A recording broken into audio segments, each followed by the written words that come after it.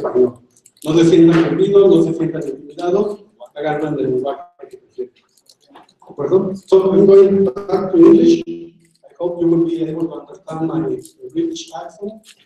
I can also try the Mexican accent if you wish, but for now, let's try the British one.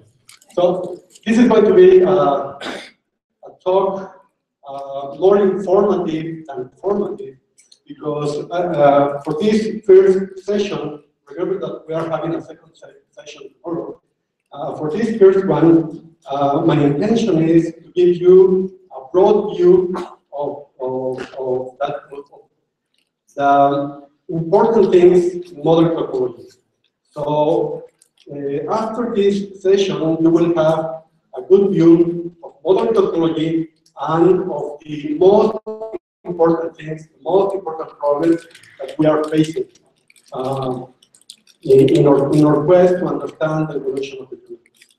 Tomorrow, we will have a session with more exercises, with more technical details about some of the calculations that will be important that are important for topology. Probably, I haven't thought very much about that, but probably we can try to play around with some of the numerical codes that are publicly available to do some of these calculations. So, but probably I will tell you more details. Okay, so this is going to be about cosmology. So the very first thing that we have to understand about cosmology is the following. What is cosmology? And this is one of my favorite definitions, which says that it is a subject of science that has the modest aim to understand the entire universe and all its contents. So, probably you can understand why it is modest aim, right?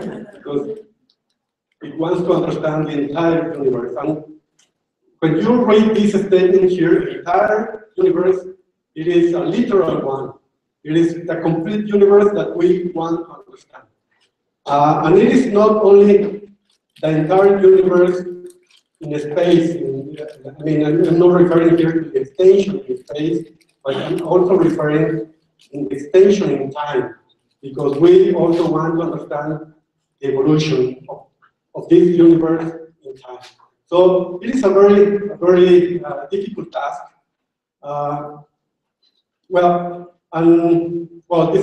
This is more or less the statement for the definition, but what you will find behind this statement is that you will get a picture of the universe that is based upon the physical laws that you are now learning in school, the physical laws that you have learned in all these years. So everything that I'm going to tell you about cosmology, it is based upon physical laws. It is not based upon beliefs. It is not based upon something like that morning. No, it is based on these physical laws. Okay, but the problem here is that you should not forget that all this discussion about the universe involves a tremendous extrapolation, which is a very dangerous operation. This is a quote from the Sitter, 1931, and you have to be very aware of these words here, tremendous extrapolation, because the physical laws that you are very fond of right now have been tested only at in the extension of the solar system, but not beyond the solar system. We understand gravity because we have tested gravity within the extension of the solar system. We understand thermodynamics because we have tested thermodynamics within the realm of the solar system, and so on and so on. We don't know yet if these laws are the same in another galaxy. We haven't got in touch with any other living being in the universe, and we haven't asked him, her, or it what are the physical laws in that part of the universe. So this is a very important warning here. So whatever, at any time that you are looking at one of my slides and you are in doubt about the application of the physical laws to those times, to those scales, please feel free to ask, is there any evidence that the gravity that we understand applies to those scales? Is it possible to know whether the gravity that we understand can be applied to a stage of evolution that happened millions of years ago? So please keep these questions in mind. And you can also keep these questions too in your mind. So I'm going to start with these questions, and I hope that at the end of these talks, this one and the one for tomorrow, you will be able to give an answer to these questions. For instance, what is the universe expanding into? How can a star be more than 14 billion light years away when the universe is only 14 billion light years old? Where in space did the Big Bang explosion happen? Did the Big Bang happen at a single point? How could the Big Bang create an infinite space in a finite time? How could the space not be infinite? If the universe is only 10 billion years old, how can we see objects that are now 30 billion light years away?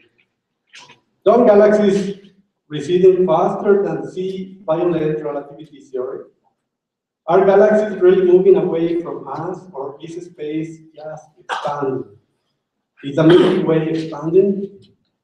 Do we have evidence for a Big Bang singularity? What came before the Big Bang?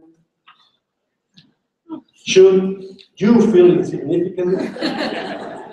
Well, this list of questions were provided by Max Tegmark, a researcher at that time at MIT, and I think that this is a very good point to start my talk about cosmology.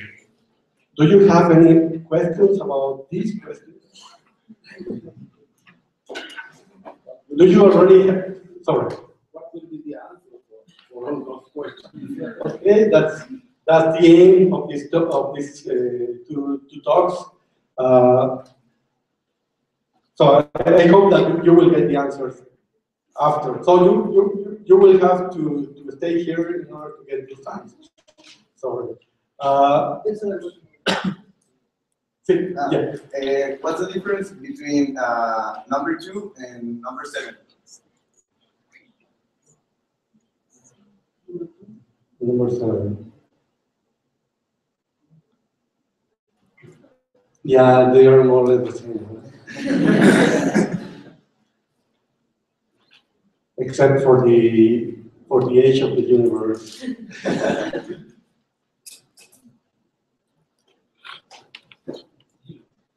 Yeah. They are not quite the same because here you are asking about the location of these objects, and here you are asking about the process of seeing that you are measuring something, and yeah, in terms of cosmology, we will see later, there is a difference. It is not as easy as in your daily experience that you can see that the distance that you measure is the distance that you see for the object. In terms of general relativity, generally speaking, general relativity, there is a difference between the location of the object and the distance you measure to that point. So it is a subtle difference there in the two questions. Any other question? Pregunta? Do you have answers for these questions already? Let's try the first one. What is the universe expanding into? ¿En qué se está expandiendo el universo? What do you think is the answer to that? Itself. To itself? Any other suggestion? Or do you agree with that one? If you try to ask this question to people working in string theory, they will say, okay, it's expanding within, embedded in a universe with 11 dimensions or something like that.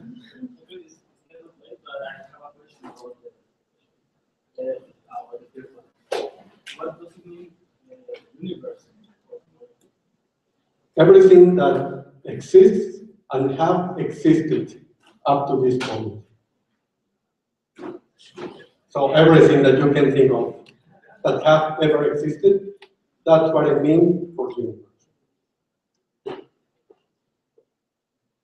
Under that definition, is there something outside the universe? So by the very definition, so there is nothing else where the universe is expanding to, right? There is nothing outside the universe.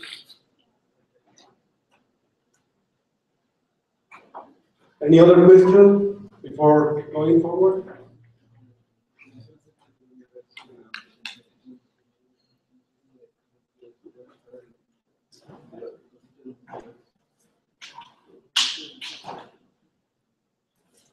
Yeah, he's asking about the concept of multiverse. That is an idea that has been around in cosmology for the recent years. And the good thing about this idea of multiverse is that you can get predictions about the probable existence of this multiverse scenario. But those predictions are not in agreement with the observation we have right now at hand. So from the practical point of view, so far there is no difference if there is only one universe or there is a multiverse, because we don't have any evidence that this multiverse exists. So from the practical point of view, we don't have any evidence about that. Yeah, but this is a very interesting idea. And it depends on the fundamental theory that you are working on. If it is a string theory, you will get one answer. If it is quantum gravity or something else, you will get a different answer. Yeah, but from my point of view, I will take the practical point of view that we don't have any evidence for the existence of the universe right now. ¿Alguna otra pregunta? My analogy, you can see universe as the set of offsets, like in sets theory.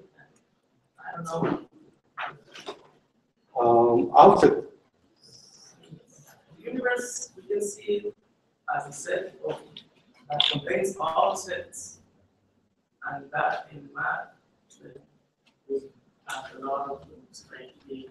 Yeah, you know, in mathematics, you can have many definitions for an infinite set, right? Some sets are more infinite than others, and things like that. From my point of view, the universe contains everything, so there is nothing outside from it. So I'm going to take that point of view, right?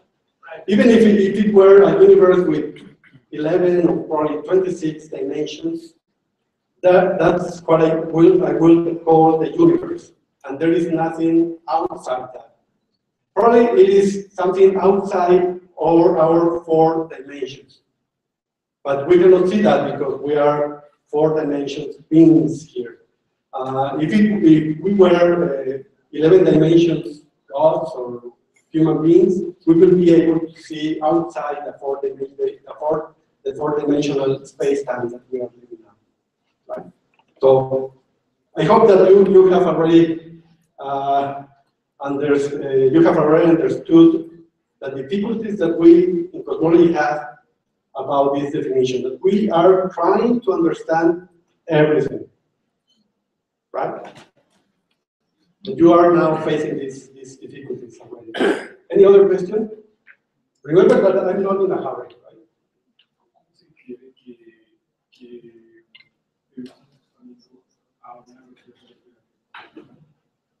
That's a very good question. Because from the point of view of general relativity, what we have is a dynamical space-time. And everything else is just moving in this dynamical space-time. So you have to keep a difference between the dynamics of the space-time and the dynamics of the objects in this space-time. So you can define a velocity of light in general, but probably I will do some exercises later. You can see that the coordinates, the point coordinates in the space-time can move faster than light. So you will see that the coordinates, which are just labeling the points in the events in the space-time, can move faster than light. The coordinates can move faster than light. So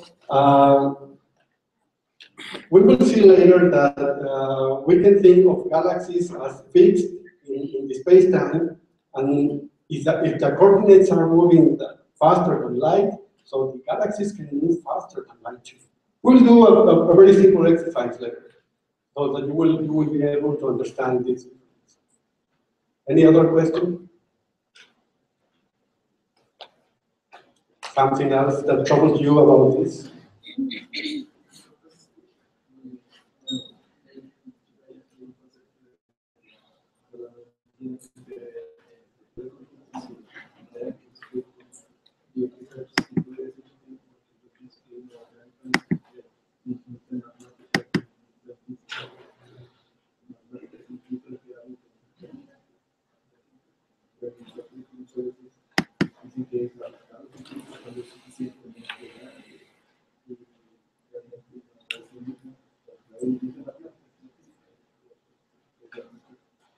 Well, I'm not sure about the, I haven't ever thought about the similarity between the infinite in mathematics and, I'm sorry. He was asking about differences in the concept of infinite between math and physics. That probably the concept that we understand very well is that in math, and probably it doesn't apply to the field of physics. Right?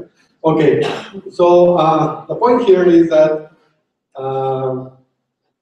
in mathematics, for instance, you start by assuming that the set of the integers is infinite, right?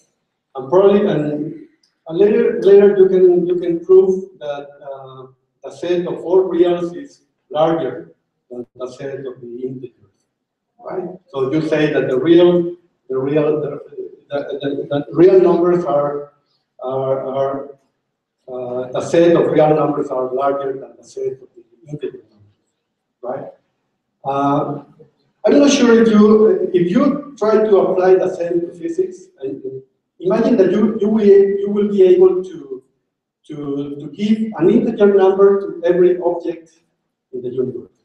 So there is no way to prove that you will find more objects in the universe than integer numbers right now. Probably you will find less, probably you will find more. So in order to do that, you will have to try to find every object in the universe and try to keep a counting of them, right? In order to see if they are larger than the set of the integer numbers or something. But for now, we don't have any evidence of, we don't have the full counting of objects in the universe. So I cannot say, right now I cannot say if the universe will be infinite, containing infinite objects, or if it's going to be finite, a finite number of objects. I don't know. There is no answer yet. So, regarding the representation of the universe and the fact that there is something outside the universe, so what is the answer to the first question? There is no point to do this question, right? Actually, that's the point of this this number one. There is nothing outside the universe that the universe is not expanding into anything, right? So this is a question that most students do at the beginning of every cosmology course. What is outside the universe? There is not outside from this point of view. So the universe, because sometimes you know in TV programs, in television programs, you will see that there is this cartoon picture of the expansion of the universe, that you have a balloon that is expanding, the balloon is expanding. But this is because the balloon has a two-dimensional surface, and we are able to see this two-dimensional surface, and we can see the changes in the surface, right? But imagine that you are a human being living just on this two-dimensional surface. You are not able to see the third dimension, the dimension of covenant to the surface of the balloon. For you, there is no outside for your universe. Your universe is just the surface of the balloon, so there is no outside for that. Is there any way that you will see an expansion of your universe? Even if you don't have any idea about the third dimension? There is a way to do that. It is not necessary that you are able to see more dimensions in order to realize that your universe is expanding. So this is something that we have to deal with. And this comes from general relativity. General relativity doesn't require that the universe is more than 4 dimensions. You will feel gravity, you will see the expansion of the universe, even if the universe only has 4 dimensions. There is no need to have more dimensions. So there is no point in this question. But the point of the question is to try to explain that there is nothing outside the universe. The universe is not expanding into something. The universe is just expanding. And we can measure that expansion even if, I don't know if there are more dimensions, but even if there are no dimensions, I can only say that the universe is in expansion. Any other? I have been asked about how is the universe flat? Well, we know that it's flat, and the people tell me, but it's like a piece of paper, or for example, if it's spherical, it's like a balloon. How did you explain how is the geometry of the universe? Because you are saying that we can imagine this kind of balloon, and we can now see the orthogonal time coordinates. So how do you say how is the geometry of the universe? But that is not a question here, Rebecca. I know, but okay. In general relativity, or if you have studied anything about differential geometry, there are 2 ways to define the curvature of any manifold. Just to be specific about physics, there is 2 ways to measure the curvature of any space-time. There is an intrinsic way to do that, or an extrinsic way to do that. So for general relativity, we assume that there is an intrinsic way to measure the curvature of any space-time. That is, that we don't require any other extra dimension to measure the curvature of this. So when I'm going to mention this curvature of the universe, I will refer to this intrinsic curvature of the universe that you can measure by doing measurements of distances and speeds of objects and everything like that. And when you hear this statement that the universe is curved, means that the space-time has this intrinsic curvature, and this intrinsic curvature manifests as gravity. And if you hear the phrase that the universe is flat, it means that every measurement that you do in this space-time gives the same results as in the case of Euclidean geometry. That's the meaning. So this picture about a flat surface or something, it doesn't make sense because we are living in 3 special dimensions plus 1 time dimension. So the only meaningful thing is to say that the geometry is the same as the Euclidean one. Because that's the only thing that you can do. Any other? Okay, good. So let's continue. So I'm going to start with one of the first important things in cosmology, which is called the cosmological principle. And the cosmological principle tells us the following. The spatial distribution of matter at large scales in the universe is homogeneous, which means that the density is constant in every place, and isotropic. It is distributed equally in all directions when you observe it from any point in the universe. So this is a very strong statement, but it is a very important one in cosmology. So you have to believe from now on that the matter in the universe is homogeneous and isotropic. So before going on, I want to be sure that you have you understand the right meaning for this homogeneous and isotropic universe. Is it clear what I mean for homogeneous? The density is constant in every place. That means that the density I can measure in this part of the universe is that I would be able to measure in any other place. Any other place. But, sorry, but you do have different galaxies with different sizes and even different geometries. So that statement is kind of like a bit too rigorous or maybe a bit too formal. Okay, the answer is here. In large scales in the universe, right? So probably you should ask me, what do you mean by large scales? What I mean by large scales is the size of clusters of galaxies and larger than that. Not galaxies. Galaxies is going to be another point.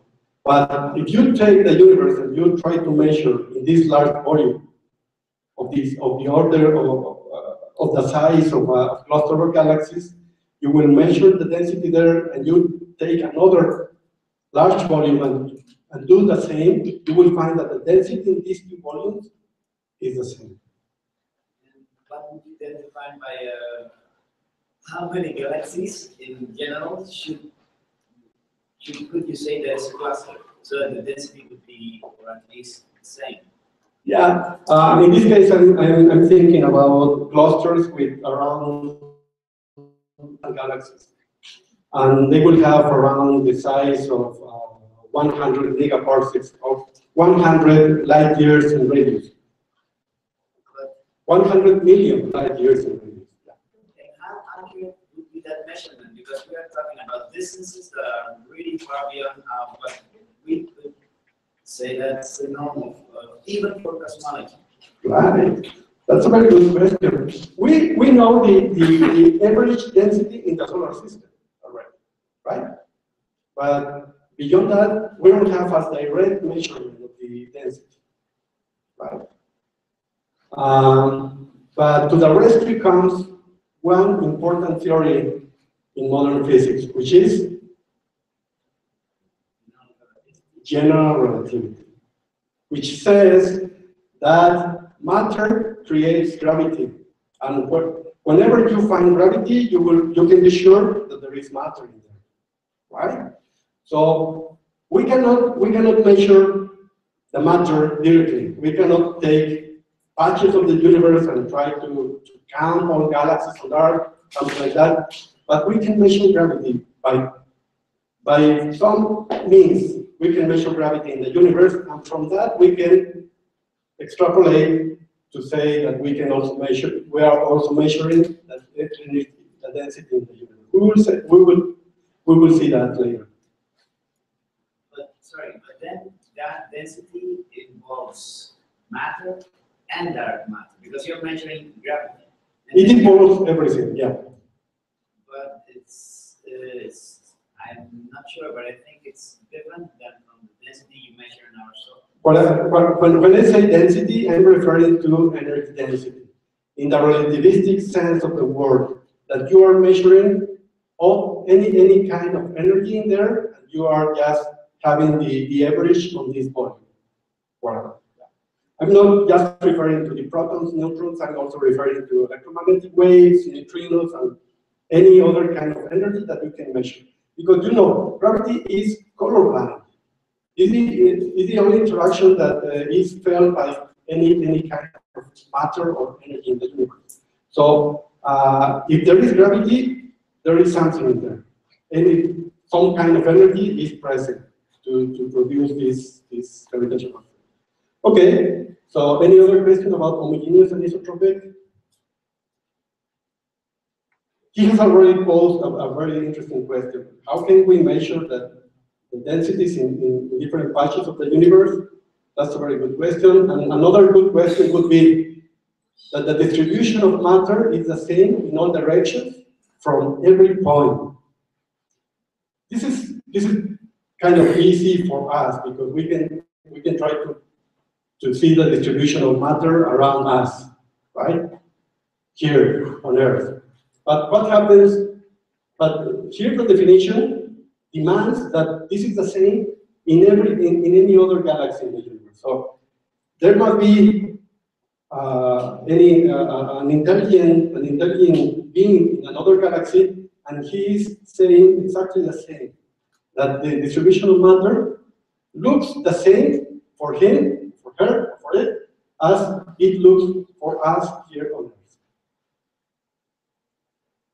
But this is a very strong statement because we haven't gotten in touch with anything else in another galaxy, and we haven't asked them about this statement and whether this statement is right. So that's why it is called the principle, because we are assuming that this is true for the distribution of matter in the universe. This principle was first stated by Einstein himself in 1917, 100 years ago, and when he wrote that in a paper, all the famous physicists of the time at that time were very critical about this statement, about this principle, because they told Einstein this is not true. But Einstein said, I don't care, I'm going to assume that because that's the only way that I can solve my equations. Otherwise, there is no point. Right? Okay.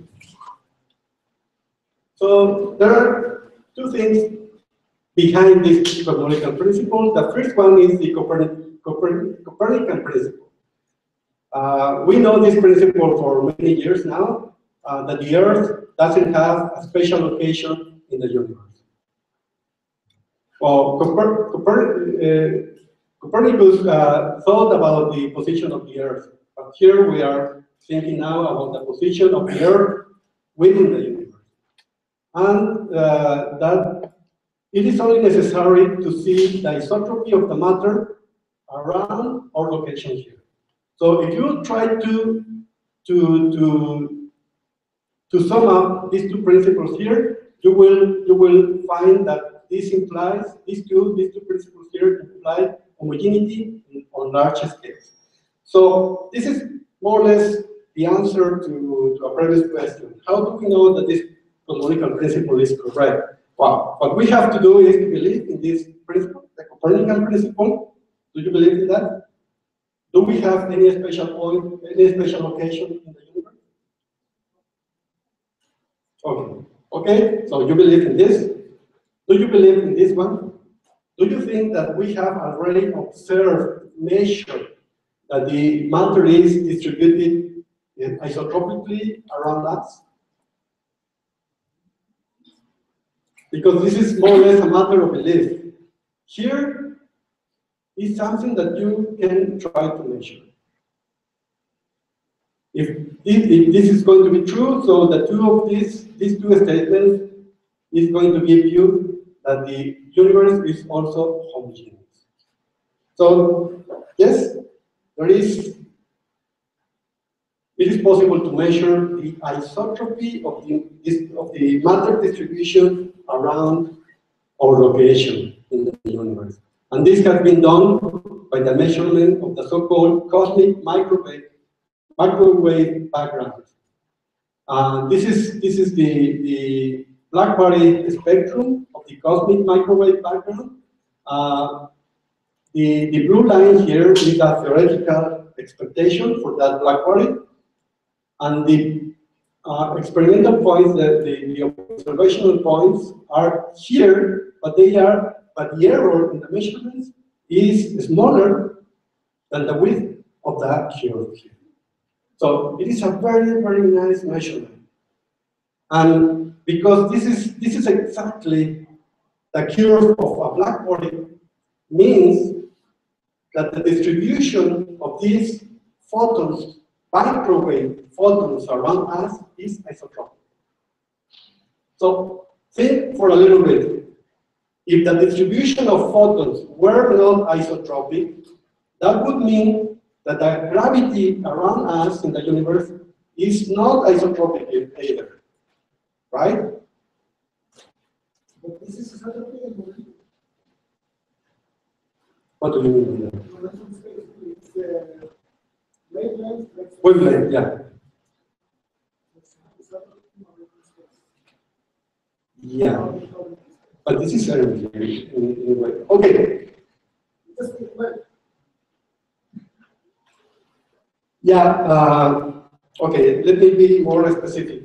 The deviation from this, I mean, I told you that the error in the measurements is much smaller than the width of the line. That means also that you have a very isotropic distribution of this spectrum in the black body, and that small difference between the measurement and the line, and the theoretical line, is also a very important thing in cosmology, and it is called the anisotropies of the cosmic microwave pattern.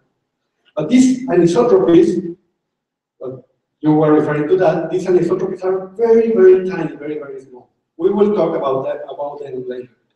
But this means that the isotropy of this distribution of photons is almost exact, as predicted by the cosmological principle. And this is only for photons, but probably you can ask about, what about protons, neutrons, neutrinos, and any other kind of matter? Well, the answer to that is the photons are very sensitive to the gravitational background, to the gravitational field that exists in the universe. That's why I'm saying that if there were any big anisotropy in the distribution of the gravity field in the universe, we would have been able to measure that in the distribution of these microwave photons. So the principle for the rest of the matter, you take it from the photons itself, so it's an indirect measurement. But there's no direct measurement of that isotropy. For the rest of the matter. Yeah, there is no direct measurement. But from here, I can infer the gravitational field. Because these photons are carrying information about the gravitational field in the universe. We will see that. So if I don't need anything else. Whatever there is in the universe, dark matter, dark energy, or whatever field exists in the universe, should be feeling the same gravitational field that the photons do. So the prediction would be that any other distribution of matter, protons, neutrons, or whatever, should be also isotropic around our position or location in the universe. And if this is isotropic, that means, if you believe in the Copernican principle, that means that there is observational support for the cosmological principle. But so far, it is just a principle. In order to test correctly this principle, we would have to go to any other place in the universe and to try to test the isotropy of the microwave photons from that location. And from that location, and from that location, and from that location, if you are able to do the measurement from every point in the universe, you will find a definite proof for the validity of the cosmological principle. But that would be the only way to do that. Until then, we have to assume that this principle is correct. Any other questions? It wasn't my, well, you said that that curve has error if they're very small. So there are anisotropies, and it's very, very, very small. But it wasn't my understanding that even though those anisotropies are very small, they are also very important in the matter of origin of the universe, right? And we have to take it as an explanation as of why the universe is what it is. Yeah, those tiny differences in here are very important for the evolution of the universe. And they tell us that the universe was not perfectly homogeneous and isotropic, was not perfectly, right? The canonical principle assumed that it was perfectly homogeneous and isotropic, but it wasn't. And that was also important because a perfectly homogeneous and isotropic universe cannot become the things that we can observe on the sky. So that is going to be important. Any other questions? Right. So this is the important thing about the cosmological principle, that because of this principle we can write down a metric for the universe. So what you can see here is called the Friedman-Lemach Robertson Walker metric, after the people that worked on the properties of this metric for the universe at the beginning of the 20th century, 100 years ago or so. And this is the expression that you will have to learn to keep in your mind from now on, whenever you are asked, whenever somebody asks you about the metric of the universe, this is the one you have to write down. And this is why Einstein was very bold, because he could understand that if you believe in the cosmological principle, you can write down a metric for the universe. And this is important. This is important thing, because for general relativity, it is the first thing that you have to do is to try to write down a form of the metric, right?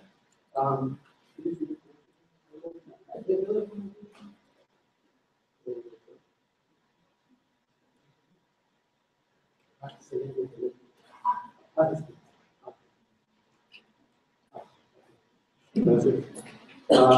Okay, I'm not sure if you are familiar with general relativity. Has anybody took a course on general relativity? Just a few people here. Okay, but of course you have had some courses about special relativity.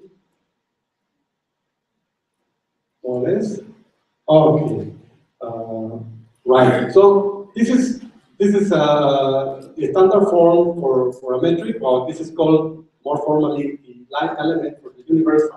And here you will see that there is a differential for the time coordinate. This t here is the time. Whenever you see a t in the expression, it refers to time. And here you will see three coordinates to level any point, any spatial point in space. So it is, I'm going to call this chi squared, the differential for chi. And here you will see theta and phi. These theta and phi are the spatial coordinates. And here you will see that there are three possibilities. Probably the more familiar for you will be this intermediate one with chi squared, that you will call the radius of a sphere, the radial coordinate here, but there are other two possibilities here. So from the canonical principle, you will find three possibilities for the metric of the universe. And these possibilities are called after the meaning of this expression. For this part, for this expression here, we will say that the universe is closed. It has a negative curvature. For this one, we will say that the universe is flat, so that the curvature of the universe is zero. The curvature of the space-time, the spatial curvature of the space-time is zero. And here we will say that the universe is open. And that means that the curvature is positive. So everything here refers to the spatial curvature of the space-time. And even in the flat case, in which the spatial curvature of the space-time is zero, the space-time is still cured. And that is because if you try to calculate the gravitational field from this metric, even in the flat case, you will find that there is gravity according to general relativity. Because there is a difference between the curvature of the space-time and the curvature of the spatial part of the space-time. So these are the three possibilities that exist according to the cosmological principle. And there is a very important quantity here. This A here is called, it could be the scale factor of the universe. The scale factor of the universe. And something that you have to keep in mind from now on is the relationship that exists between the scale factor and this quantity here, which is called the redshift, the corrimiento al rojo.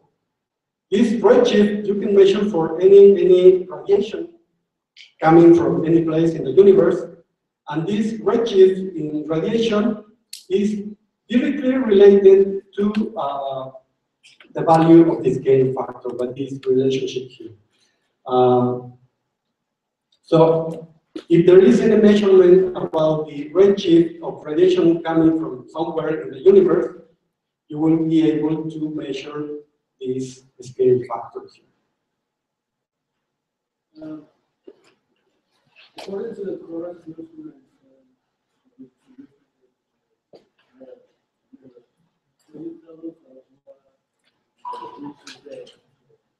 or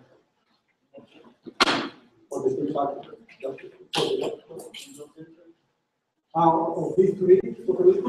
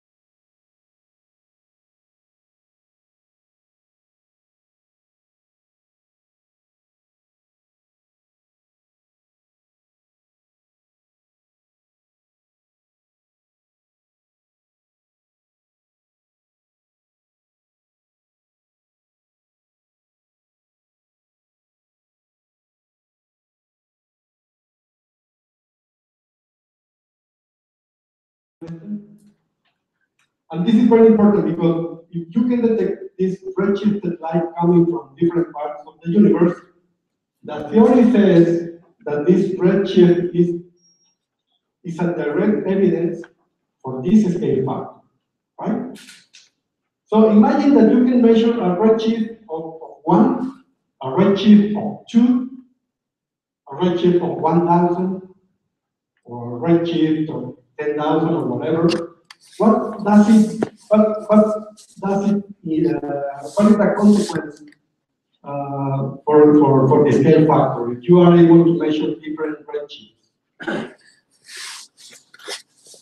If you are able to measure different redshifts in the universe, that means that this scale factor here cannot be a constant, right? Because if you, for an object, you measure a redshift of 1, you will see that the scale factor will be 1/2 of the present value. If the redshift is 10, so the scale factor should be 1/11 of the present scale factor. So the measurement of any redshift of light coming from different parts of the universe means that this function here cannot be constant in time. So this scale factor should be changing. And that was one of the important discoveries in the previous century. So I'm going to show you that.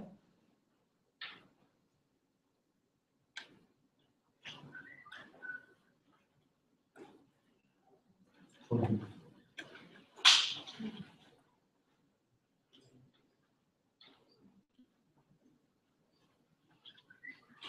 This is a slide that I was going to show later, but I'm going to show you to show to you right now. This was a measurement that was made by Edwin Hubble in 1929. Well, it was reported in 1929, and he reported that there different objects in the universe were having light that redshifted differently, and this redshift in the light was related to the distance of this object with respect to our location in the universe. So that's why this was important. There were different redshifts, so that means, according to general relativity, to the cosmological principle, that the scale factor in the metric cannot be a constant. That was the important thing here. Is that clear for everyone? Is that clear that there is something very important about this quantity here, the scale factor? Because if all the light in the universe were not redshifted, if all the light has a redshift of 0, this scale factor should be a constant quantity. But because we can detect different redshifts, this quantity shouldn't be a constant quantity. Is it clear? Just be sure that A is not 0. What does it mean? A is the value of the present time. Yeah. There is no way to measure the value of the present time, so the usual thing in cosmology is to put a 1 here, to say that the scale factor is normalized to its present value. Any other questions? So, but in any case, people is worried about the assumption of the cosmological principle, and there have been many papers for the last 100 years that try to find any kind of error in this assumption. And this is one statement from this paper here from 2010. They tried to test the possibility that there could be some failures in the principle, and the paper is called, the title of the paper is this one, Identity and the Foundations of Concordance Technology, and they concluded the following: we have shown how the Copernican assumption, when combined with the high frequency of the cosmic microwave, implies Friedman, DeMatch, Robertson Walker, and their fairly weak assumption, mainly that the CMB effect rate is endless.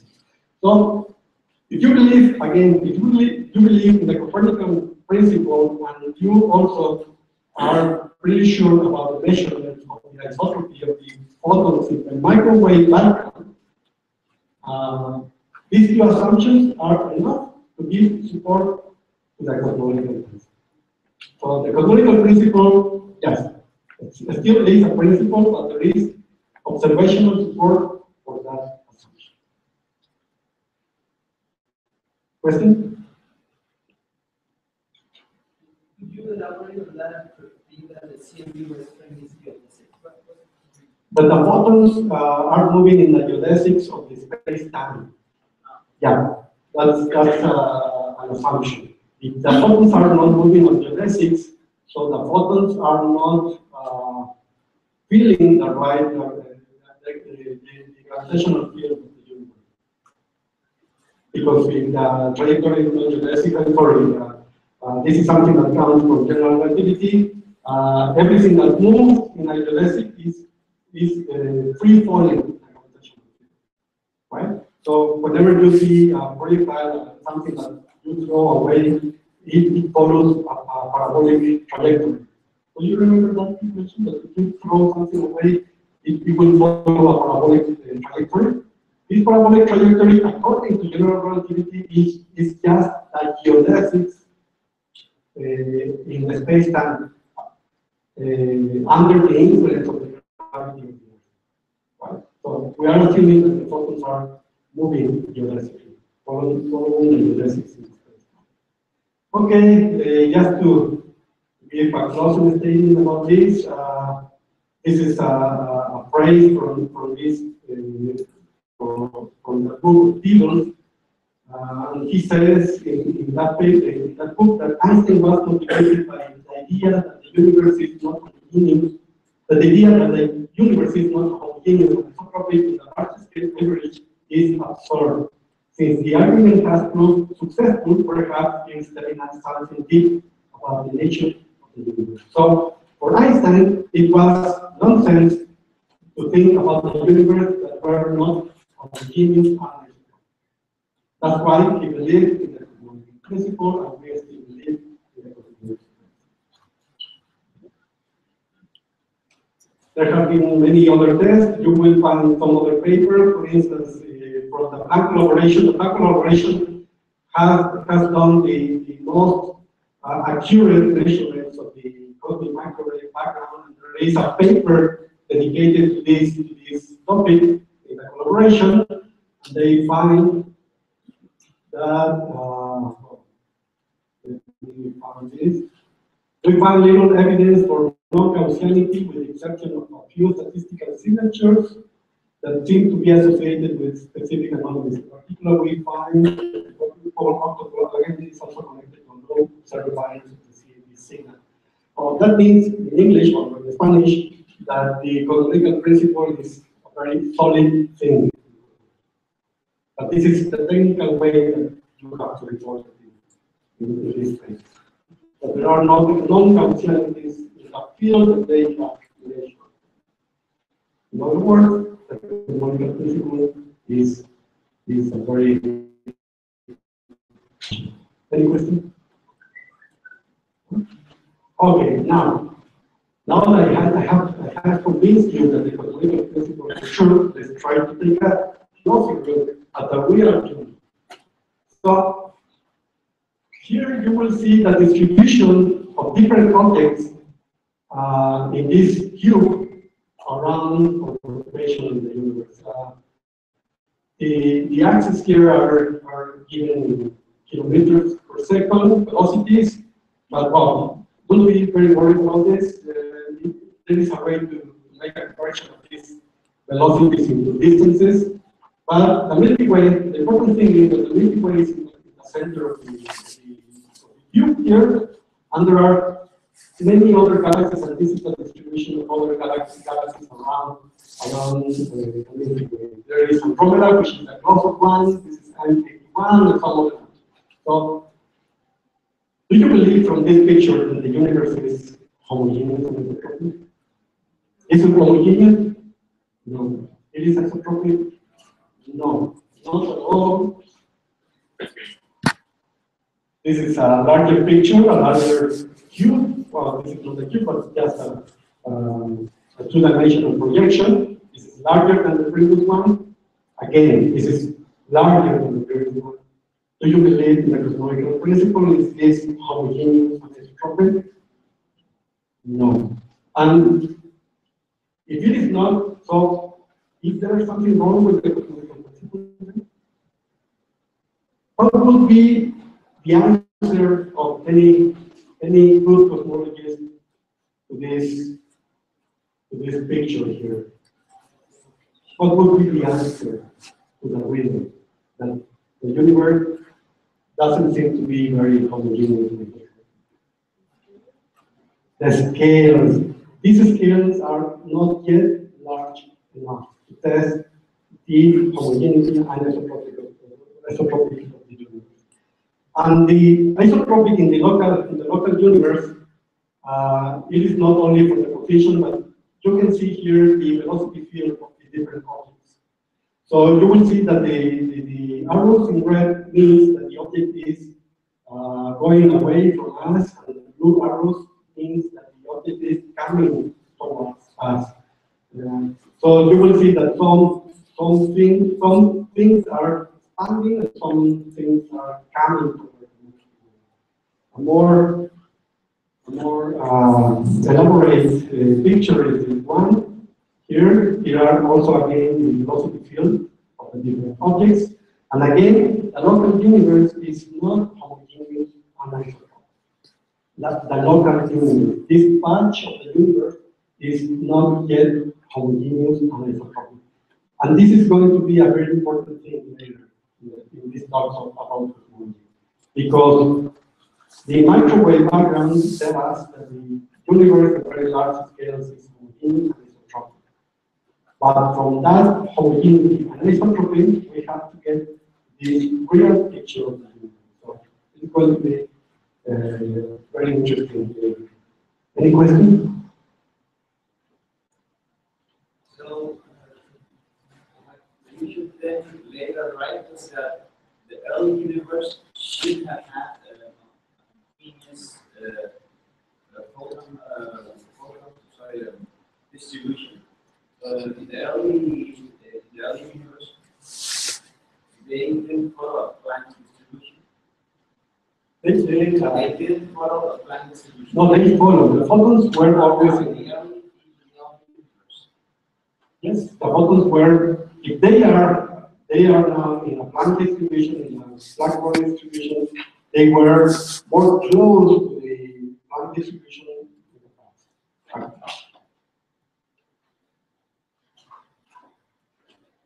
Any other questions? Okay, so I hope that you have already get something that you have already understood the cosmological principle. We have to go to the second pillar of modern cosmology, which is general relativity. This is a very important thing.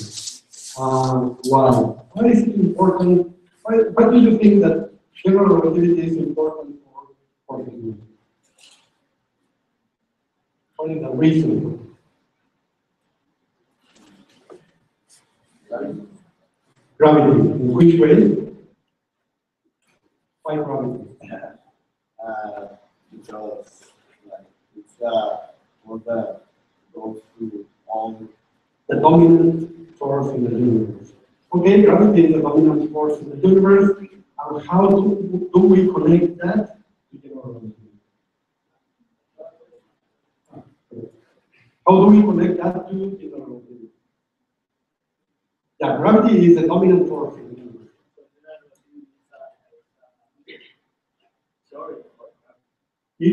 General relativity is our modern theory about gravity, right?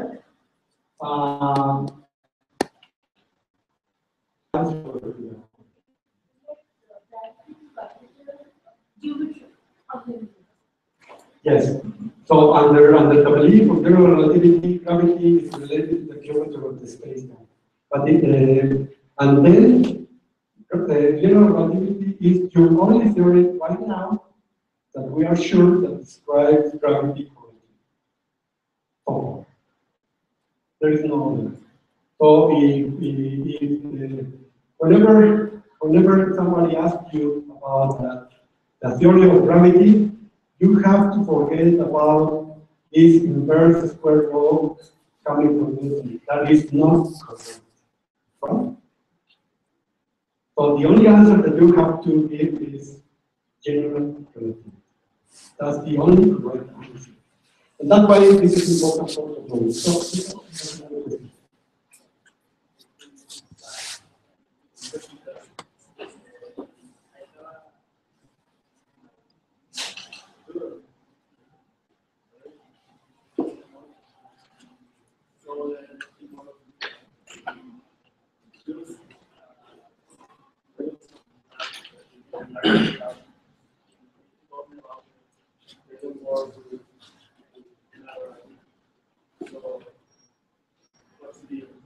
yeah, he says that his supervisor is a bachelor supervisor or is just a junior master supervisor, works with the general gravity but not with general relativity. The answer still is general relativity is the right theory to describe the world. There is no other answer. But what is the place of Newtonian theory within general relativity? Can you accommodate Newtonian theory within general relativity? You cannot fit the Newtonian theory within general relativity. Why? There is a very important thing here. Because Newtonian gravity doesn't take into account the curvature of the space-time.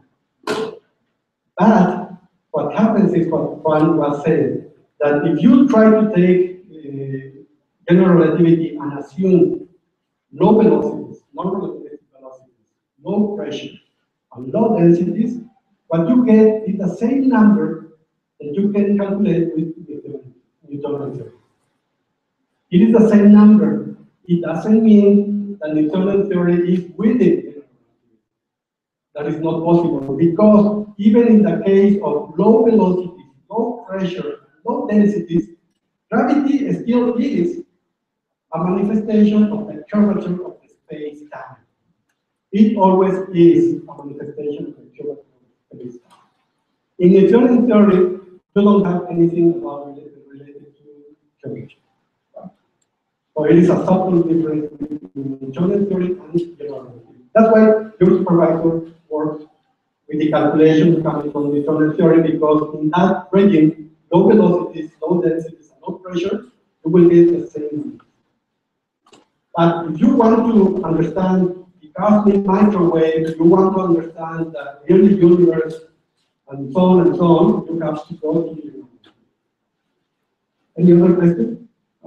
Okay, for general relativity, you require that you have to understand this object, which is called the stress energy tensor, the energy momentum tensor, because this is the only way that you can include a matter field within general relativity. This is the right-hand side of the Einstein equation, and the most general form for this energy momentum tensor is this expression here. Here you will find the energy density. Here you will find the P here is the pressure. This Q nu or this Q nu means the momentum density or energy flux. And the pi nu here is the stress free isotropy stress tensor due to the problem. So whatever field you want to include in the calculation, you have to write down this energy momentum tensor. This tensorial quantity here. In cosmology, because of the cosmological principle, things are much simpler, and according to the cosmological principle, we will require no heat conduction and no viscosity. And this is called a perfect fluid.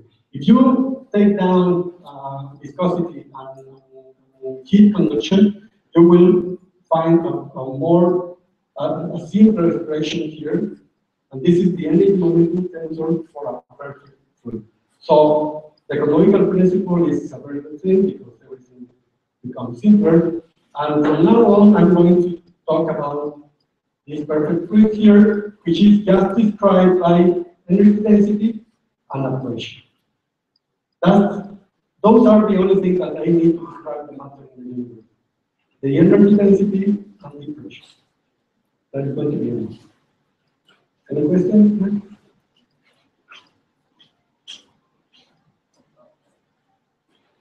It seems an awful small amount of information that you need about the universe to classify.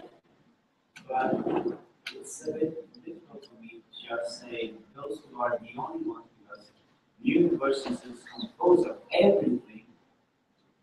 Maybe it should have a couple of more things to describe it. Yeah. Unless you would say, well, everything is the same, which it isn't, but well, why do we need only two sets of information, two sets of coordinates? Let's say in this case, they would be like coordinates or positions to describe the universe, when the universe is composed of so many amounts of things. Yeah, actually, you are right. We require something else to describe the full evolution of the universe. And as I mentioned before, we will require to break down the perfect homogeneity and isotropic matter distribution later. At this point, we will get very useful information about the universe, assuming that it is perfectly homogeneous and isotropic. But yes, there are many other ingredients. And tomorrow, I'm going to show you a written code that tries to do the full calculation for real universe. You will see that there is a lot of information apart from this. Until then, please wait a little bit. On patient, we will get to that point. We will see the real calculation.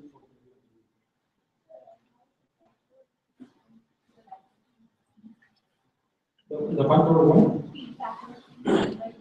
P.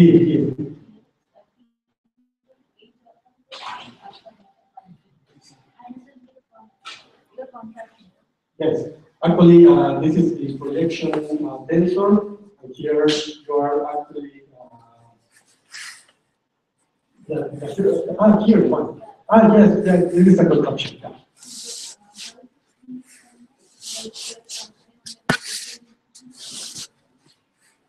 Yes. Yes, because this is the projection operator. Here is the projection operator, so you're making a projection on the spatial coordinates. Okay, if we take this definition for the energy momentum tensor, the perfect fluid, these are the equations, the Einstein equations that you get from general relativity. So this is the energy momentum tensor for the matter fields, and the first of the Einstein equations is this one here. It is so important that it is called with a special name, the Friedmann equation. And you will see here the connection between the quantities in the space-time, in this case, the scale factor in the metric I mentioned before, and the energy density in the universe. So this is the principle, the main principle in general relativity, that matter tells the space-time how to curve, and space-time tells the matter how to move. So this is a nonlinear differential equation. The dot here is a derivative with respect to time. So this is a derivative of the scale factor with respect to time. And the square of this quantity is also a very known quantity in cosmology. It is called the Hubble parameter. This capital H here. And this is the Friedmann equation. So this is a differential equation for the Hubble parameter, or it is a differential equation for the scale factor. So from here you can also understand that any existence of matter in the universe will tell the scale factor how to evolve with time. The second of the Einstein equations is this one. It is called the acceleration equation. You can understand the name because there is a second derivative here, and this acceleration in the universe is due to the existence of a density, of an energy density in the universe, but there is also contribution coming from the pressure in the matter field. So these two are the Einstein equations, the Friedman one here. And there is a third equation of motion, which comes from the conservation of the energy in the phase. Because you know, energy and momentum are conserved according to the laws of physics. And if you take the conservation of this tensor, you will find this differential equation, this first order differential equation here, and this is the equation of motion for the energy density. So these are the three most important equations in cosmology. Everything starts from here. Any questions? These three equations are not independent. For instance, if you take these two equations here, you will find this third equation. If you take these two, you will find this one, and so on and so on. So they are not independent equations. Okay, what happens with expansion of the universe? If the universe is not expanding according to these equations, so the derivative, the first derivative and the second derivative of the scale factor should be exactly zero. So you can try to put 0 here and 0 here. What happens? Is it possible to have 0 in these two equations here? Is there any solution to that? What do you think?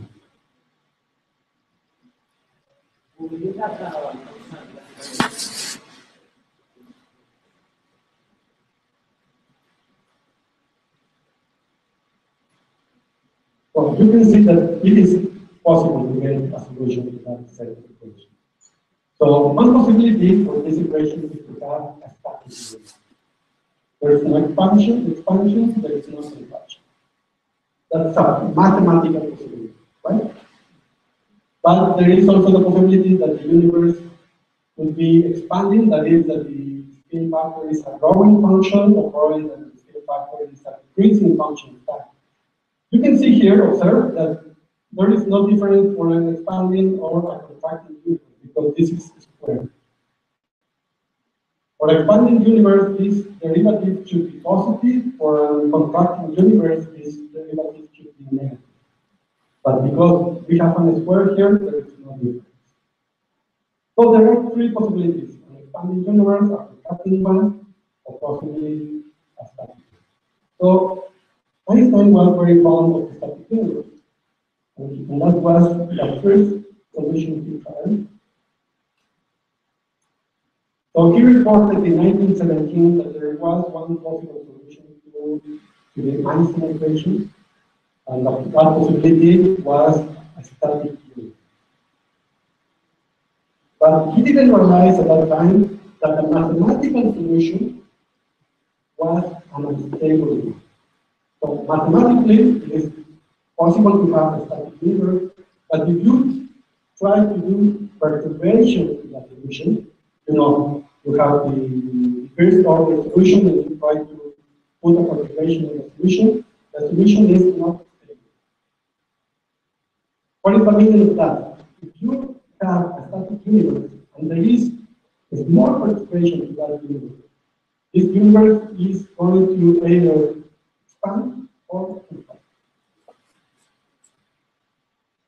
Probably this is very simple for you, but the implications are very, very strong. One of the predictions of the Einstein general relativity, is that the universe cannot be static. It should be either expanding or contracting. That was a very strong prediction. And Einstein missed that point in 1970. He missed the prediction of the expansion of the universe in 1917. So it was to other people to discover that. It was Friedman in 1922.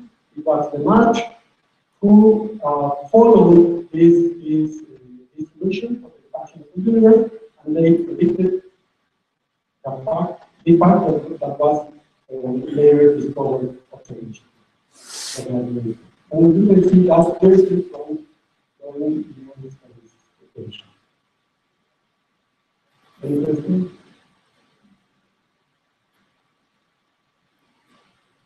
Okay, I was waiting for a question about this term here, this K here, because this K here didn't appear in the metric that I showed you before. But this term here comes from the curvature of the universe.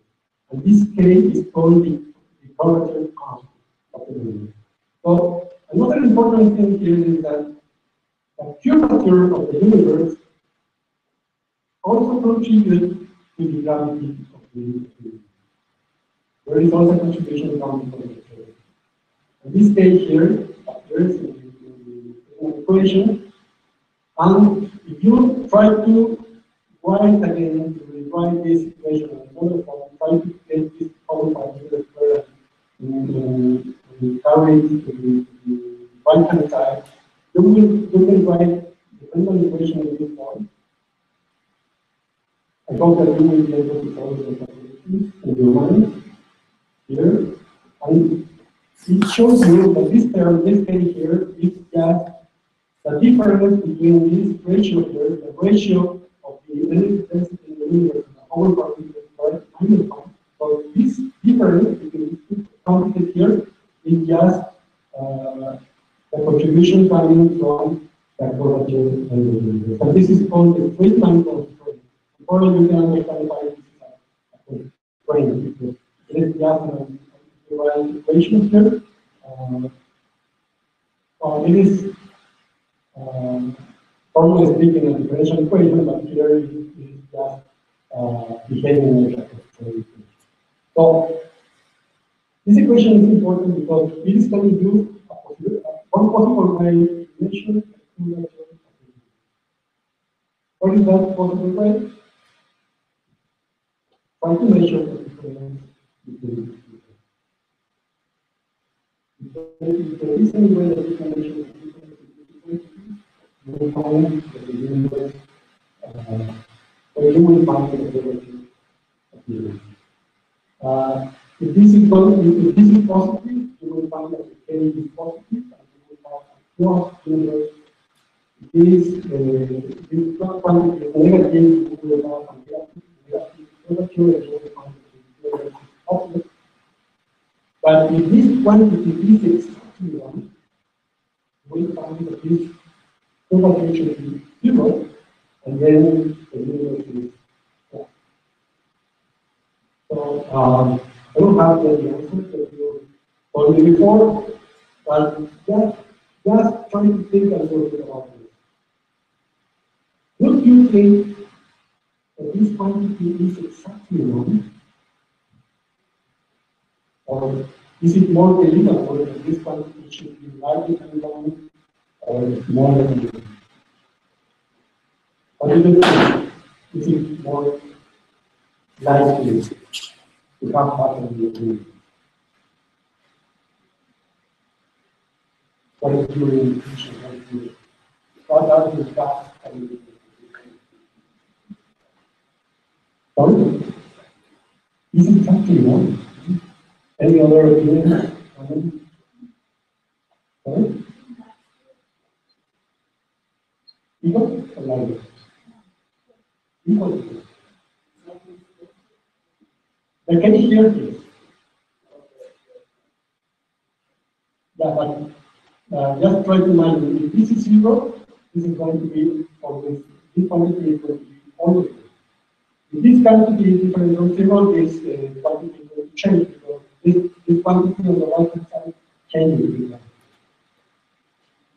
But you can see that the value K equal to 0 is a very special one. You have to tell the universe to start in a very particular quantity. It is like it would be, for me, very difficult to believe that this quantity is Is there any reason that you would believe that this quantity here is exactly correct? Do you believe, sorry, do you remember any principle in physics that will tell you that this quantity should be known? I don't know, conservation of momentum, energy, relation, something very big in physics that will tell you that this quantity should be known.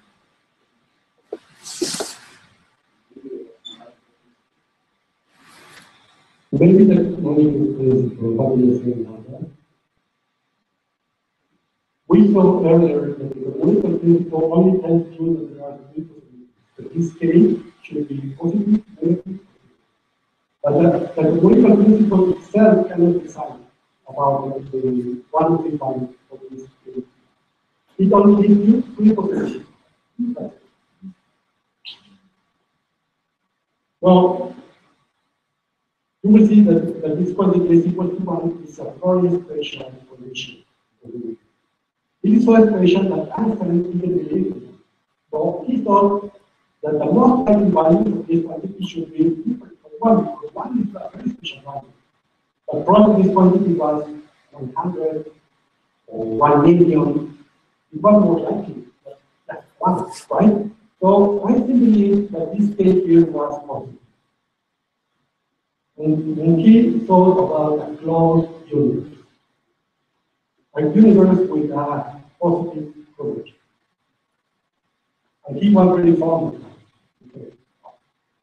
He liked to think that probably if you try to travel in that direction, you will come after many years from that direction. You will be able to filter around that whole universe. Because it is a closed universe, a universe with a closed curvature. We will see later what the answer is to this question. So I showed you before this slide. Here I want to repeat it. So one of the key predictions for So you measure or try to measure K in order to get yeah. Can you think about a way to measure K? Okay, yeah, very good point here. I was trying to keep it under the carpet because that's the way that it was actually measured. But the measurement of the geometry in the universe was not by measuring this quantity here, by the direct measurement of this quantity. Actually. So we will see the answer later. Any other question?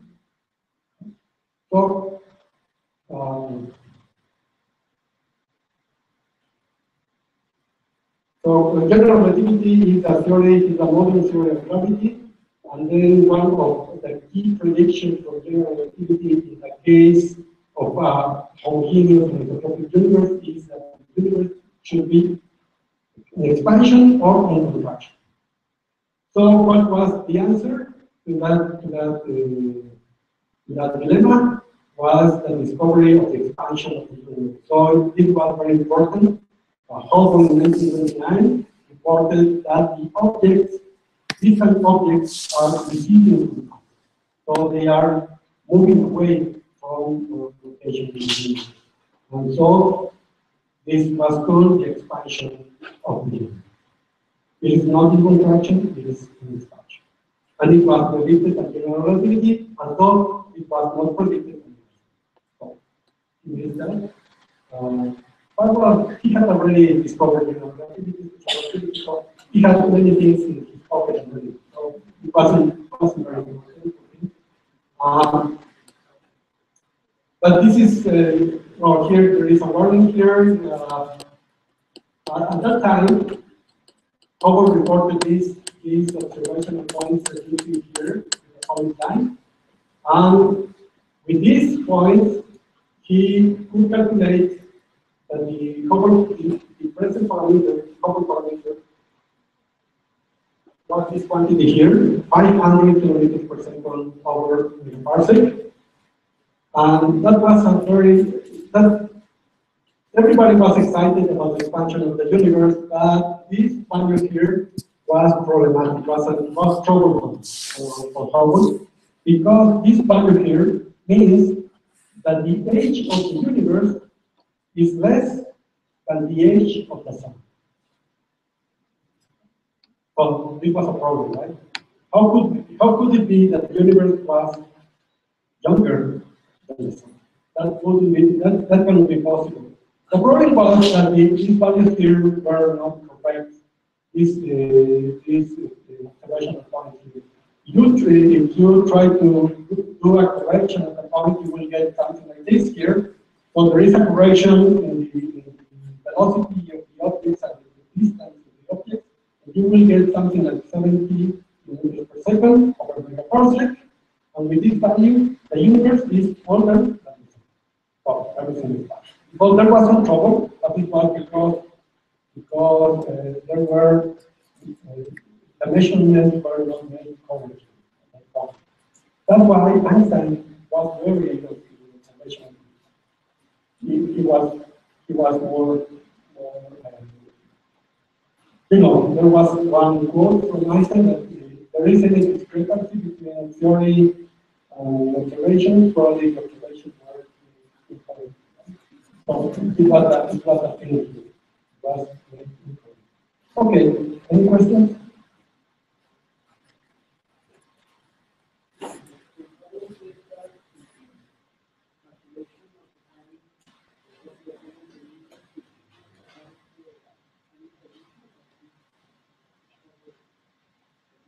Yes. Yes, it was taken into account.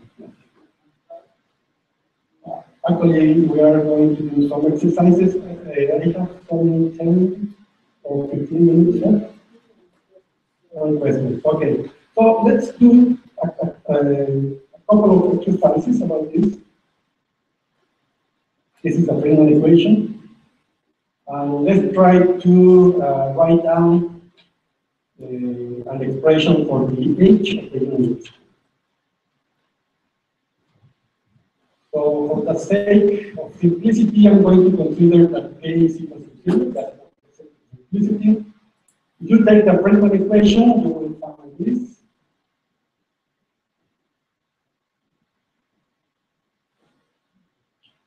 Just with the energy density on the right hand side.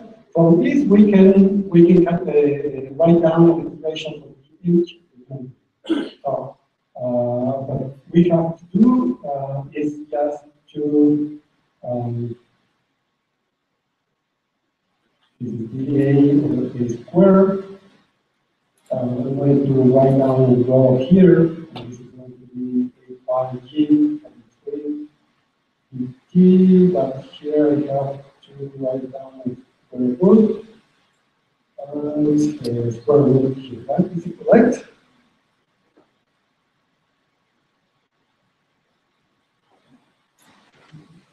Is it correct? Right? So the age of the universe can be calculated from this.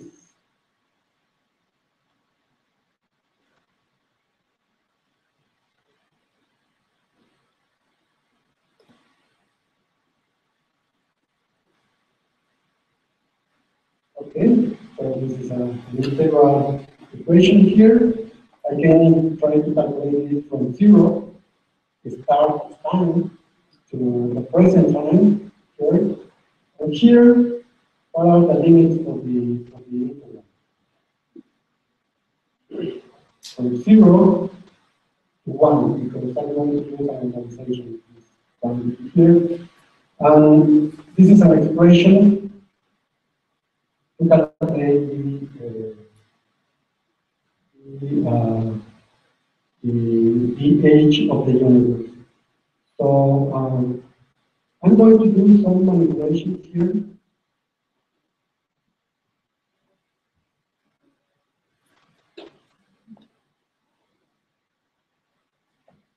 I'm going to take that equation, and I'm going to multiply both sides by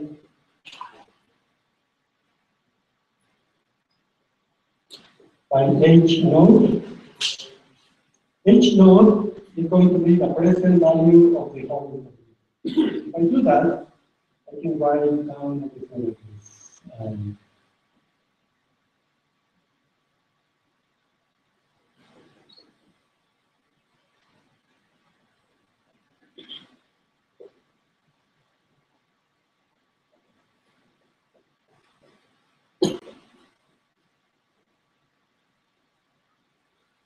Yeah, this is correct, right?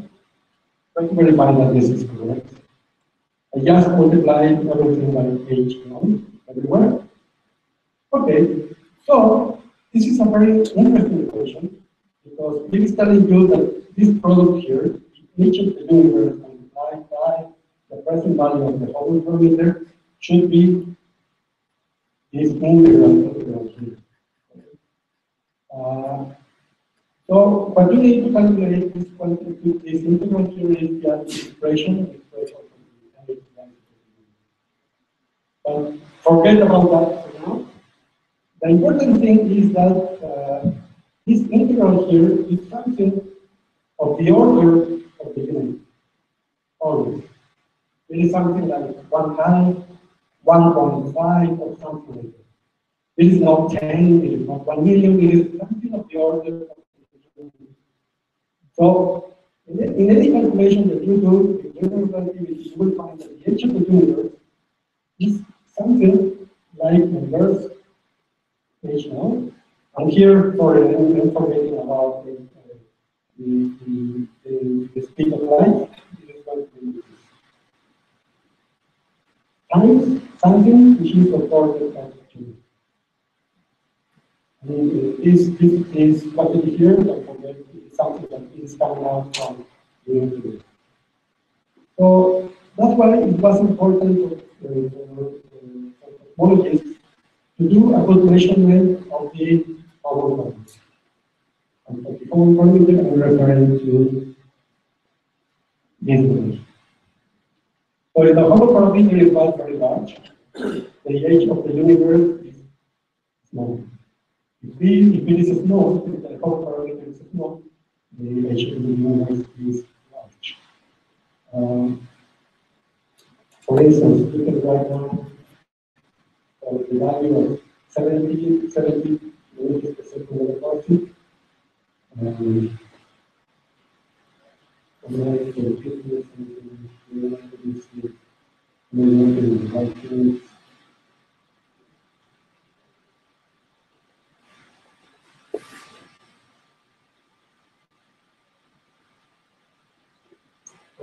Very mostly here. Because you can see that the Hubble parameter, the units in the Hubble parameter is inverted, right? Because this is kilometers, which is a unit of distance, and this is also a unit of distance. So this is going to be something like 1/70 seconds multiplied by megaparsec. And if I remember well, this is going to be something like 9 times 10 to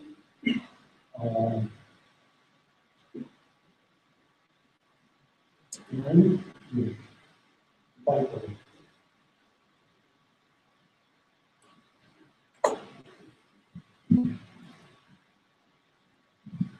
So from the Hubble parameter, you can find a very good estimate about the age of the universe. This recalculation shows you that the age of the universe is around 9 million years, billion years.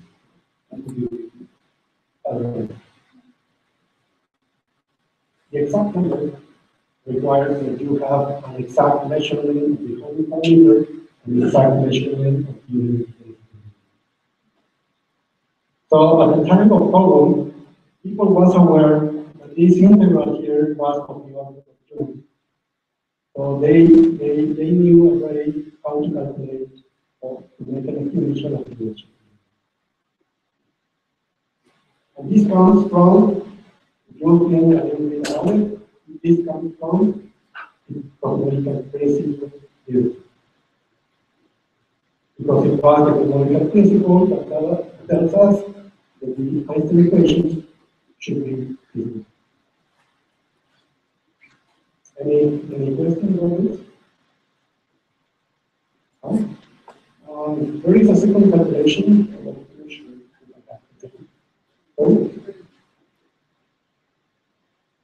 Let's go back to the metric.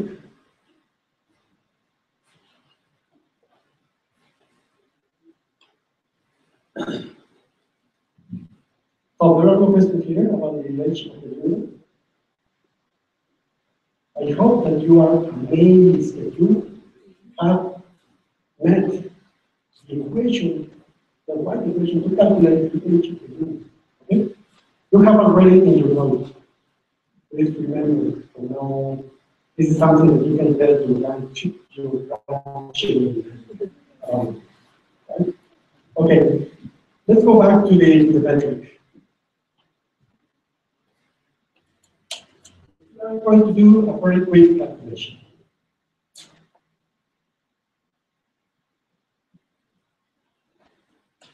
A very quick calculation to estimate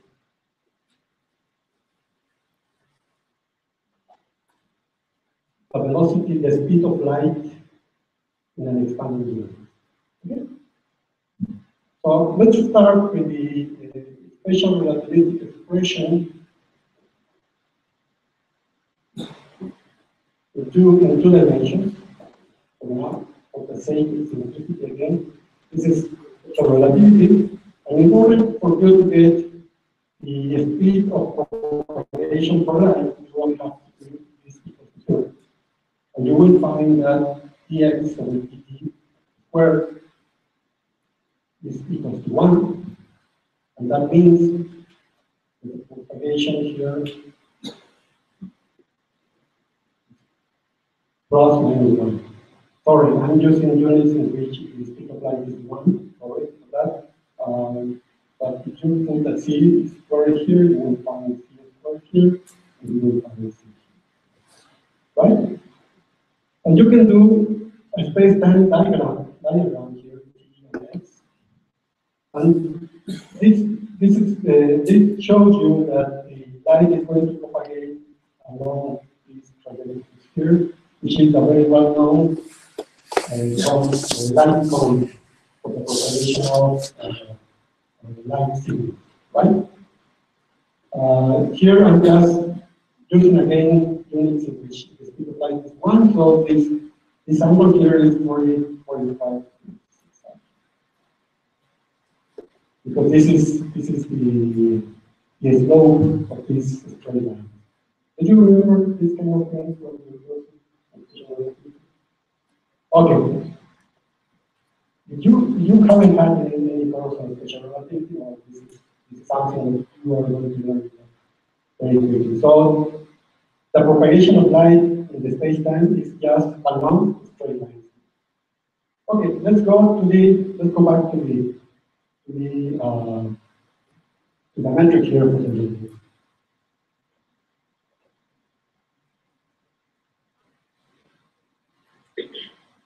For the sake of simplicity, I'm going to consider the this one. So this is going to be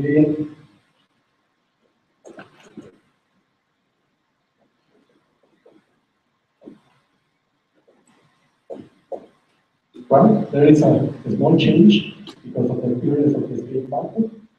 So I'm going to do the same trick equals to 0. So the velocity of light here is right.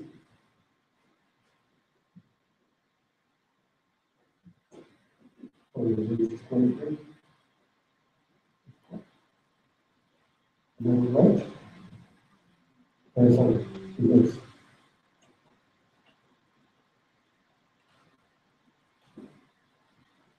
correct? Is it right? Okay. So that means the velocity of light should be 1 of this factor. So imagine for one moment that the universe is not expanding. So the redshift of every light coming from the universe is 0. So this scale factor is just a constant. I told you that we can take this constant. In that case, what is the speed of light in the universe? It is the same like that one. But what happens if the scale factor is evolving in time? You will see here that the speed of light is not 1, but it's changing in time. Right? So let's try to do going to use that one because I don't want to document that.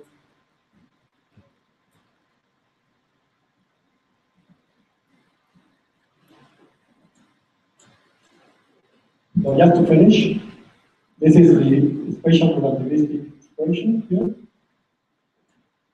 Straight lines for the propagation of light. But in an expanding universe,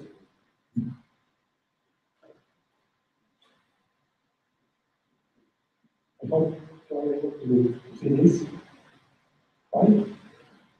I'm going to write down the solution I already know for the expansion of the universe. You only have to work out the details in there. I'm not going to be here.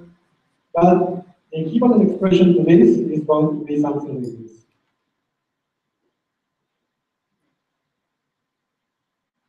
This is like the line cone for the propagation of light in an expanding universe. So you can see here that this is not like a cone, right?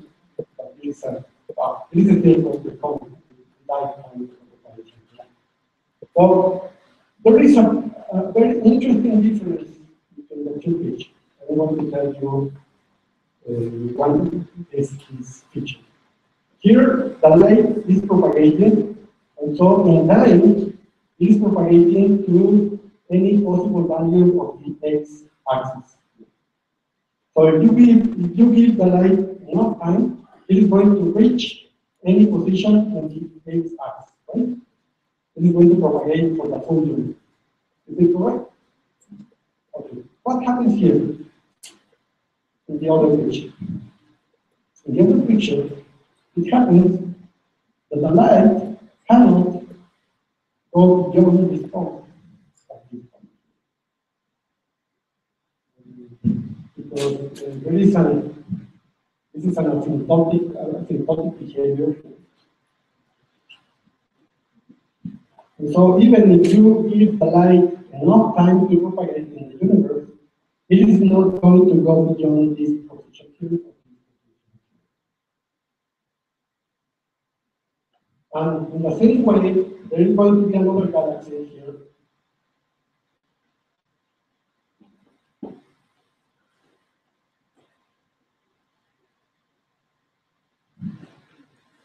And there is going to be another asymptotic behavior. So you will see here that this patch of the universe, this one here, is going to be this one from this point.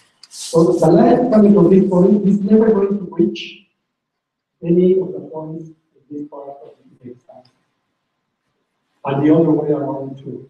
Any light coming from this point is never going to reach this other part of the universe.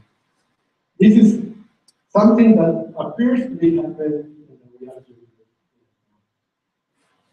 So imagine this galaxy here. This is a Milky Way. This is another galaxy here. This galaxy is propagating in this way because it is just fixed in this point, in this location of the space-time, and this is also propagating in this way. Right? From the point of view of this observer here, it appears that this galaxy is moving faster than light. And this light here is not able to reach this galaxy. Never. It's never able to reach this galaxy. So from this point of view, the galaxy is moving away faster.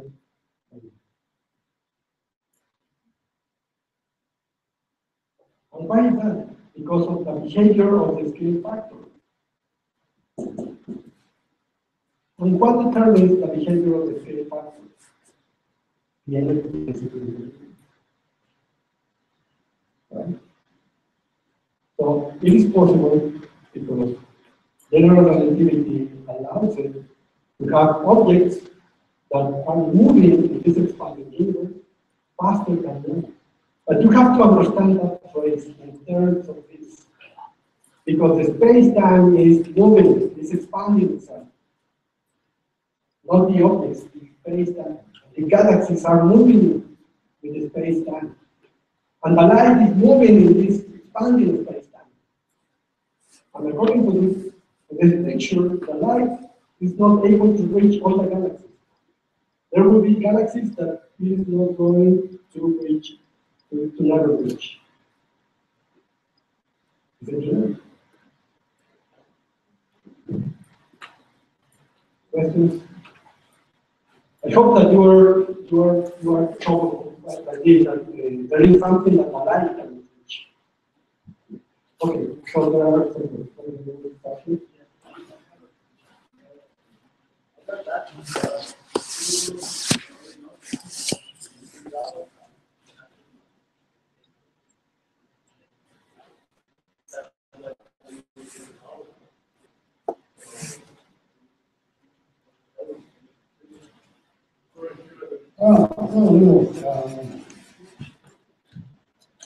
Well, I'm going to tell us some details about this calculation. You probably have heard about dark energy, right? And that this dark energy is accelerating the expansion of the universe, right? Okay, in that case, the scale factor goes like the present Hubble parameter here times time t here. So it has the scale factor behaves exponentially with time. So try to imagine what is the value of the speed of light as the time goes. It is going to go 0. And this is because of the dark energy. That's why I know this. So this speed is going to 0. That's why you will see this asymptotic behavior here. Because if you try to calculate the speed, remember that this is t and this is x, you have to do the other way around, x and t. You will see that the velocity is 0, or is going to 0. That's why. That's why, because dark energy makes the scale factor behave like this.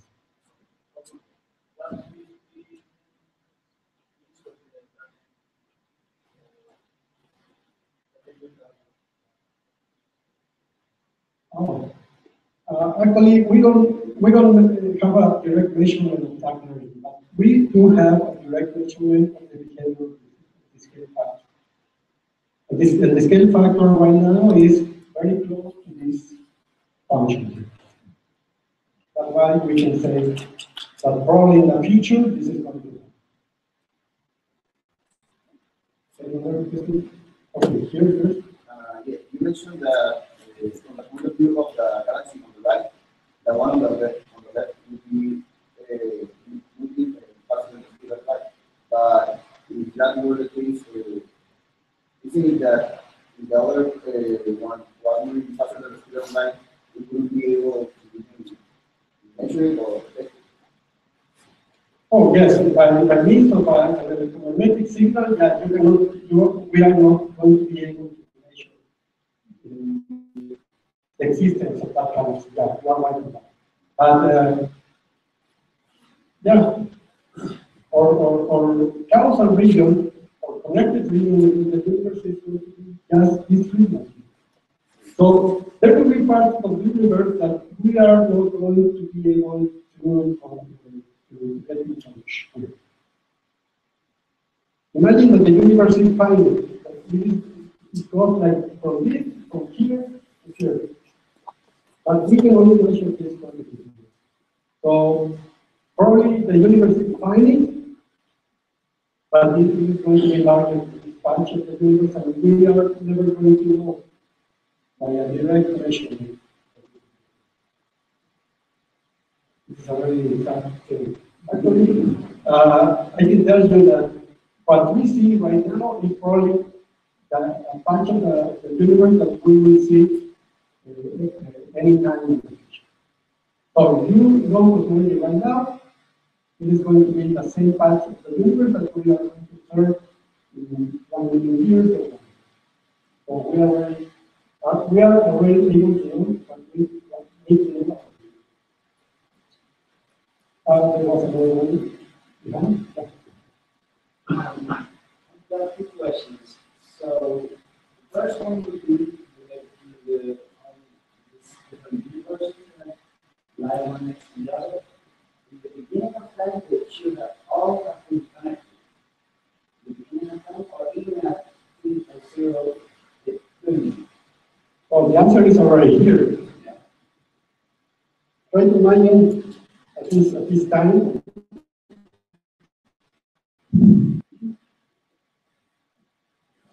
This time, there is no light that has reached the point, and the other way around. So the expectation, the usual expectation is that the light bulb will be like this. So at some point, the light coming from here is going to reach this point. That was the usual expectation. That is not going to happen. And in this case, these regions were already disconnected in the past. And they will remain disconnected for the expected. So then the regions that were completely disconnected, they won't connect in the future. So that means that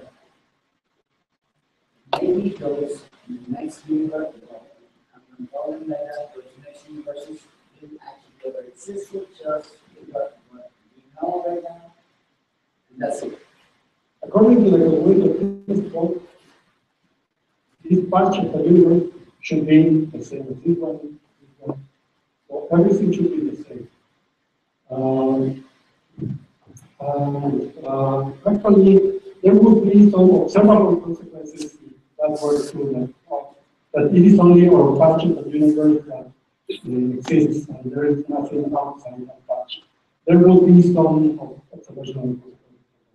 So far, we haven't observed that, so we believe that other patches of the universe are there, and according to the cosmological principle, those patches of the universe should look the same as the one we are doing in Ureña. What kind of observable consequences should be measured? There are consequences in the anisotropies of the cosmic microwave background radiation. I want to mention some things later in the session. Finally, regarding the speed of light. So there are a couple of principles that we have to abide here. One of the first is the relativity itself. We cannot travel faster than light. But if you say that in the long future, the speed of light will be zero, that means that we won't be able to move, generate, or either have any interaction. So that would mean that in the long future, well, it seems that everything will be static. It will be a static universe. Sorry, it will be a static. Sorry, one mistake. What I was calculating here is called the coordinate speed of light. The speed of light is still 300,000 kilometers. But this is called the coordinate velocity. This is the speed of light in the space-time, according to the coordinates of the space-time. In special relativity, there is no noticeable difference between the coordinate speed and the speed of light. They are the same. But in a pure manifold, in a pure space-time, you have to be aware of this. There is a difference between the two times. So it is not that we are going to become static. So we will, no, everything inside here will happen as we already know that the speed that the light is going to travel along the universe, etc., etc. But this is a static picture. Probably this is part of the confusion. The galaxies are fixed here, but the space between these two galaxies is expanding. So it is like the light is traveling in the universe, and the galaxies are moving faster because the space itself is expanding. So this is a very simplistic picture of this expanding story. But yeah, there are some subtle things in the explanations that I avoided. Just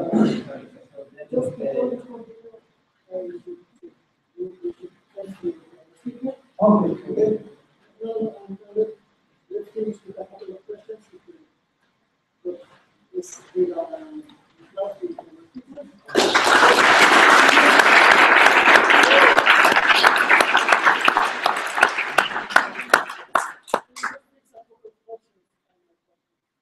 You have a discussion, what is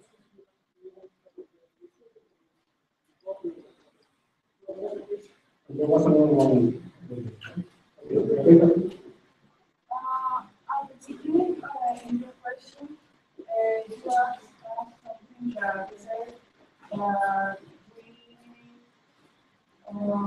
some galaxies seem to be older than the age of the universe. So the answer to that is those information about the lifetime or confusing the That's where the seven seven.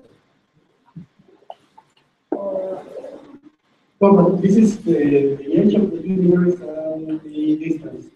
Right. Yeah. Actually, we can calculate the distance to any object in the universe using a metric, the Feynman Walker metric. Probably I can start with that tomorrow, and I can explain to you that there are different distances according to general relativity.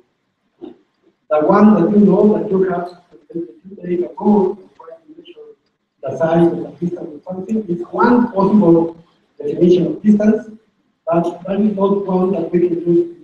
We cannot take a problem and try to measure the distance to a problem, right? So in that case, we have to use light to try to measure the distance to another galaxy. But because of light behaves strangely, we will find strange behavior. But probably we can discuss that. Sorry, there was another one. So I just want to ask if that diagram of two objects that are separated and in the future state will never meet. So if that has anything to do with the inflation, The acceleration of the universe is the one to blame. and another question. So if you don't have any observational evidence of the existence of those types of universe that we can not ever measure, then we are restricted to use our patch. So then the purpose of cosmology would be to study everything in the universe. We wouldn't be able to study those patches. So we would be restricted always to use our little patch. That would be it. We would never know how those other patches. Unless you believe in cosmological principle. The cosmological principle says that if you know that part of the universe, you have already known everything. That's kind of a new thing, you know, like believing that cosmological principle will be valid in most of the patches. Yeah, I don't want to extend the discussion, but now one question for you. Have you ever seen a demonstration of the first unit of motion?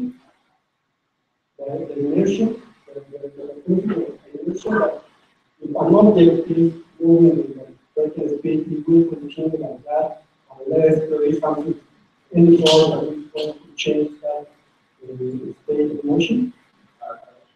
Sorry? Like a perpetual moving object. Yes, because that's what the first law of motion that we know from Newton says, that an unstarted object is going to continue in a straight line forever and ever.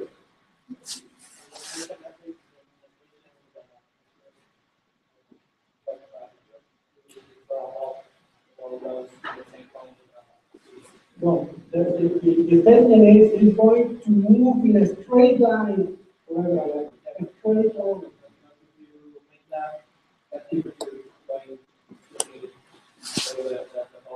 Forever and ever.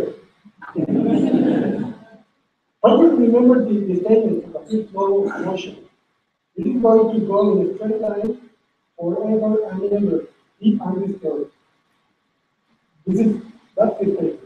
So you have to find an object in the universe that really is undisturbed. There is no force on it, You have to observe the motion of that object over and over.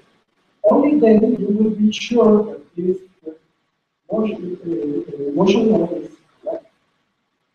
Do you believe that there is no motion is correct? Yes, otherwise everything will be very strange, right? But you have never seen a direct demonstration of this phase. Right? It is the same with the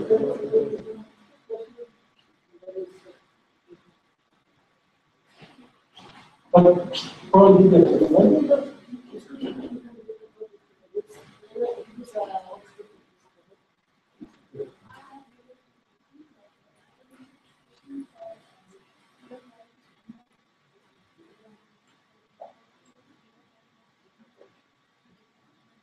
ordinary speed of light changes with time. Yeah. Yeah. I can explain some more things about this. Let's move on to the next speaker.